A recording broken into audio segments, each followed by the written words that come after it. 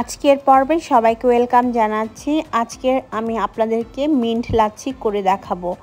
যে হারে গরম পড়েছে, এই গরমে তো এরকম ঠান্ডা ঠান্ডা এক গ্লাস লাচ্ছি হলে আর কথাই নেই, মন প্রাণ একদম ঠান্ডা হয়ে যাবে। পার্সোনালি এই লাচ্ছিটি আমার ভীষণ রকম পছন্দের। চলুন পুরো রেসিপি দেখি।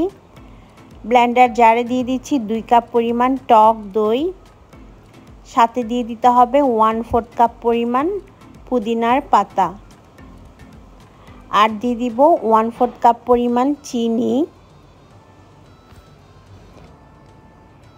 এবারে আমি হাফ টিস্পুনের মতো দিয়ে দিব বিট লবণ। আপনারা চাইলে রেগুলার যে লবণটা আমরা খাই সেটাও দিতে পারবেন। দিয়ে দিচ্ছি 1 কাপ পরিমাণ ঠান্ডা দুধ।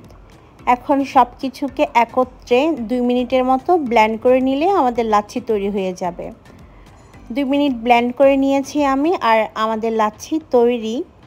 আমি আজকে লাচ্ছিতে বরফ ইউজ করিনি, কারণ আমি ঠান্ডা দুধ আর দই নিয়েছিলাম, তাই আপনারা চাইলে বরফ দিয়ে ব্লেন্ড করে নিতে পারেন। এখন সার্ভিং গ্লাসের মধ্যে আমি সার্ভ করে নিচ্ছি। আমার কাছে লাচ্ছিটা একটু ঘন হলে বেশি ভালো লাগে, তাই আমি ঘন করে করেছি। গ্লাসে আমি ঢেলে নিয়েছি। উপর থেকে কিছুটা বাদাম কুচি দিয়ে দিতে হবে।